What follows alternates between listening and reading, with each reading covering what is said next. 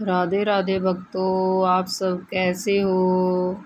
भगवान की दया से सब ठीक ही हैं।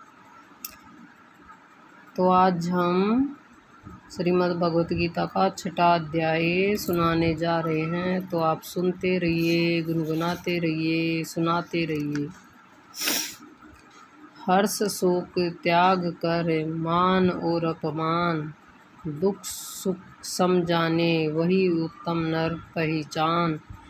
देना लेना बांटना सब अर्पण भगवान, वह योगी है संसार में हे अर्जुन धीमान। स्तुति गाली सम जान कर जीवन करे व्यतीत, उस योगी की जगत में होती अर्जुन जीत। मेरे अर्पण कर्म हों करे नहीं अभिमान, मुक्ति जीवन वह जगत में यूँ कहते भगवान।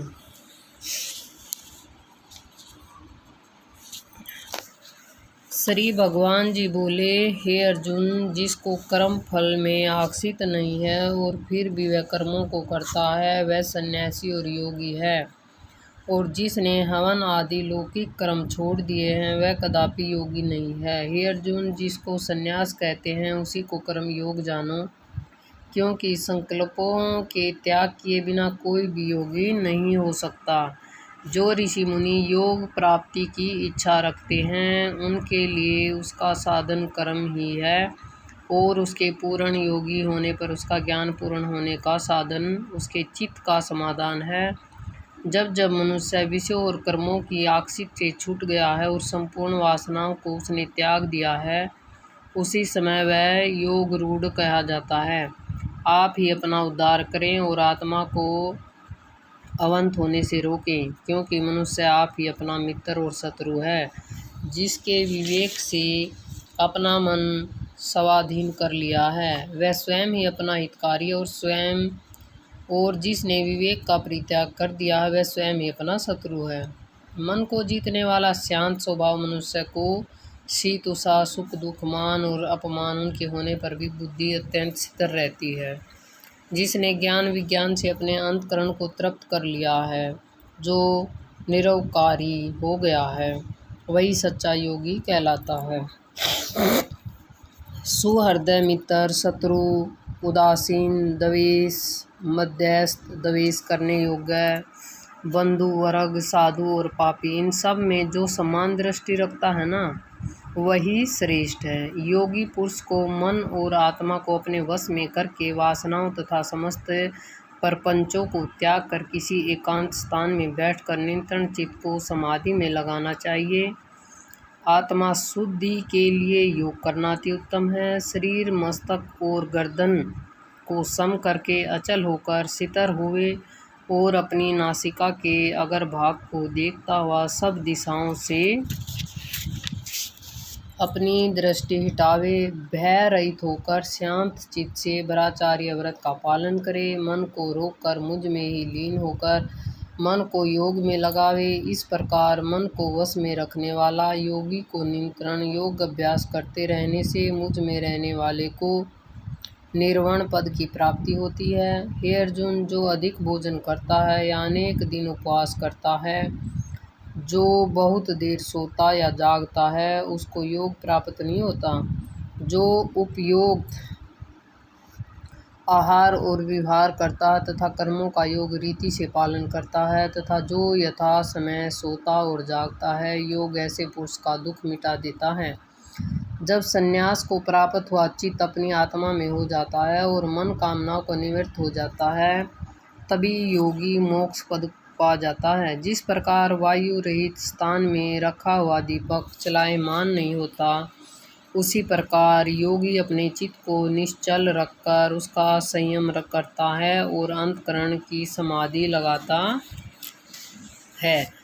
जिस अवस्था में योग अभ्यास के कारण चित्त का वेग रुककर विषयों से पृथक होने लगता है और जब शुद्ध अंतकरण से आत्मा को देखकर आत्मा में ही संतुष्ट होता है, जिस अवस्था में वह अत्यंत सुख जो इंद्रियों द्वारा जाना नहीं जा सकता, वर्णम केवल बुद्धि से ही जाना जाता है, और जब वह योगी अनुभव करता है तो वह आत्मा स्वरूप में स्थिर उसे विचलित नहीं होता।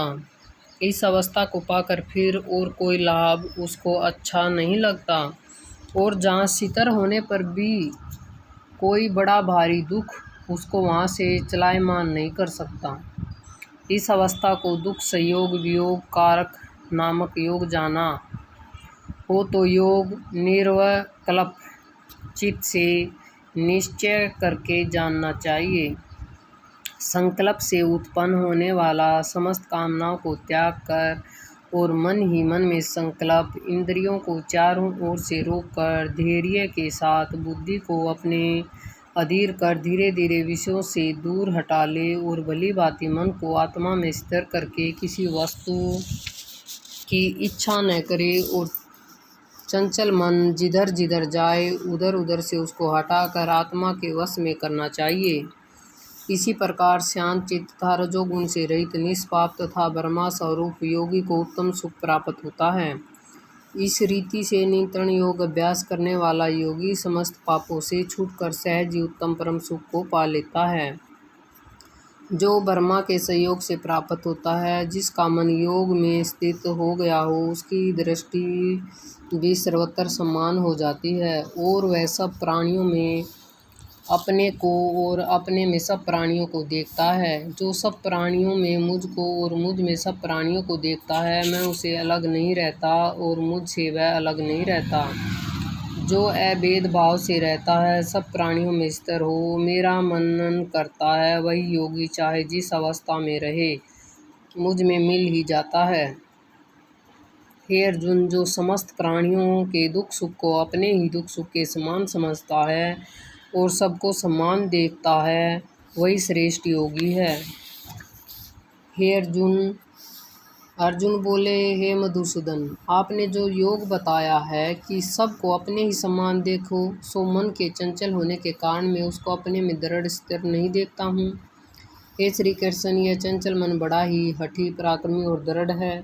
इसको अपने अधीन रखना तो मुझे वायु को बांध कर रखने के समान प्रतीत होता है। श्री कृष्ण भगवान ने कहा, हे महाभाव, इसमें संदेह नहीं है कि मन अति चंचल है और इसे वश में करना बड़ा ही कठिन है। तो भी हे कुंती पुत्र, अभ्यास और वैराग्य से इसे वश में किया जा सकता है। जिसका मन वश में नहीं उसका योग अति दुर्लभ है। अर्जुन ने कहा, हे श्री कृष्ण, जिसे श्रद्धा तो है पर योग प्राप्त करने में सफलता नहीं मिलती और जिसका चित्त योग से विचलित हो गया है, वह योग सिद्धि न पाने से किस गति को प्राप्त होता है। श्री कृष्ण बोले, हे अर्जुन, उसका यहाँ नाश नहीं होगा और परलोक में भी नहीं होगा, क्योंकि उत्तम कर्म करने वाला किसी मनुष्य की दुर्गति नहीं होती। वह योग में असफल मनुष्य बहुत दिनों तक पुण्यवानों को प्राप्त होने वाले लोकों में वास करता है और फिर वहाँ से किसी पवित्र और धनवान मनुष्य के घर में ही आकर जन्म लेता है। इसी प्रकार का जन्म पाना भी इस लोक में बड़ा दुर्लभ है। हे करुण नंदन, यह योगियों के वश में जन्म लेकर पूर्व जन्म की बुद्धि संस्कार अर्थात आत्मज्ञान को पाता है और उससे अधिक सिद्धि के लिए यत्न करना है। पूर्व जन्म में किए गए योग अभ्यास के बल से अनेक विघ्नों से पड़ने पर भी वह मोक्ष को प्राप्त होता है। योग की केवल इच्छा ही तो पुरुष शब्द बरहा के परे जा पहुँचाता है। जो बड़े परिश्रम और यत्न के योग अभ्यास करता है, वह पापों से छूट मोक्ष को पाता है। बड़े तपस्वियों से योगी श्रेष्ठ हैं, जो शुद्ध होकर अनेक जन्मों में परिश्रम करके सफल होते हैं, और ज्ञानियों से भी योग श्रेष्ठ है। इसलिए हे अर्जुन, तुम योगी बनो, केवल मुझ में ही मन लगाकर योग प्राप्ति के लिए जो मेरा भजन करता है उसको समस्त योगियों में से मैंने अत्यंत श्रेष्ठ माना है। तो अभी हम छठे अध्याय का महत्व बता रहे हैं। भाई, जो डेली छठा अध्याय करता है उसका पाठ करने से हमें क्या फल मिलता है। भगवान जी बोले, हे लक्ष्मी, अब छठे अध्याय का महत्व सुन। गोदावरी नदी के तट पर एक नगर था। वहाँ जनुश्रुति राजा था। वह बड़ा धर्मज्ञ था। एक दिन उस नगर में कई हंस उड़ते उड़ते आकर बैठे। उसमें से एक हंस बैठते ही उतावला हो उड़ गया। तब नगर के पंडितों ने कहा, हे हंस, तू ऐसा उतावला क्यों उड़ा? क्या तू राजा जनश्रुति से भी पहले ही स्वर्ग को जाना चाहता है? तब उन पक्षियों में से एक सरदार था। उसने कहा, इस राजा से भी बढ़कर एक रेक मुनि श्रेष्ठ है। वह वैकुंठों का अधिकारी होएगा। वैकुंठों लोक स्वर्ग से भी ऊंचा है। जब यह वार्ता राजा ने सुनी तब मन में विचार किया कि मेरे से उसका पुण्य अधिक होएगा जिसकी यह हंस स्तुति करते हैं। यह विचार कर राजा ने कहा, चल कर उसके दर्शन करने चाहिए। तब राजा ने सारथी से रथ मंगवा कर उस पर बैठे। प्रथम ही काशी जी के में जाकर गंगा स्नान कर ब्राह्मणों को दान दिया और विश्वनाथ शिव जी के दर्शन किए। फिर लोगों से पूछा, यहाँ रेयक मुनि रहते हैं? लोगों ने कहा, नहीं। तब राजा दक्षिण दिशा को गया। वहाँ भी स्नान ध्यान कर दान दिया और द्वारिका नाथ को परसा। फिर लोगों से पूछा, यहाँ कोई रेयक मुनि रहता है? लोगों ने कहा, नहीं। तब राजा पश्चिम दिशा को गया। राजा जा तीर्थों पर जावे, तहाँ ताही स्नान दान करे और रेयक मुनि को पूछे। फिर राजा ने उत्तर दिशा में जाकर श्री बद्रीनारायण जी को परसकर रथ आगे बढ़ाया तो रथ चले नहीं। तब राजा ने कहा, मैंने समस्त पृथ्वी की परिक्रमा करी परंतु किसी भी स्थान पर मेरा रथ नहीं अटका। यहाँ पर अटका है। इससे प्रतीत होता है कि यहाँ अवश्य ही कोई ऐसा पुण्य आत्मा रहती है जिसके तेज से मेरा रथ नहीं चलता। तब राजा रथ से उतरकर आगे चला तो देखा कि पर्वत की कदार में मुनि बैठा है जिसके तेज से सूर्य की किरणों के समान प्रकाश हो रहा है। तब राजा ने प्रकाश को देखते ही कहा, रेयक मुनि हो गए। तब राजा ने दंडवत कर चरण वंदना करी तथा हाथ जोड़कर स्तुति करी। तब मुनि ने राजा का आदर किया और कहा, हे पृथ्वीनाथ, तू चारों धाम का पालनहार पुण्य आत्मा है। तब राजा ने मुनि से पूछा, हे मुनिनाथ, आपका तेज ऐसा किसके बल से है? मुनि ने कहा, हे राजन, मैं नित्य प्रति गीता जी के 6ठे अध्याय का पाठ करता हूँ। इस कंधार में उसी का प्रकाश है। यह सुनकर राजा ने अपने पुत्र को बुलाकर कहा, हे पुत्र, आज से तू राज्य कर। अब मैं तीर्थों को जाता हूँ। इतना कहकर राजा ने राज्य त्याग दिया और रेयक मुनि ने श्री गीता जी के 6ठे अध्याय का पाठ आरंभ कर दिया। तब वह राजा भी पाठ करने लगा जिसके प्रताप से वह त्रिलोकदर्शी को गया। दोनों को वन में रहते रहते कई वर्ष बीत गए। एक दिन प्राणायाम करके दोनों ने देह त्याग दी।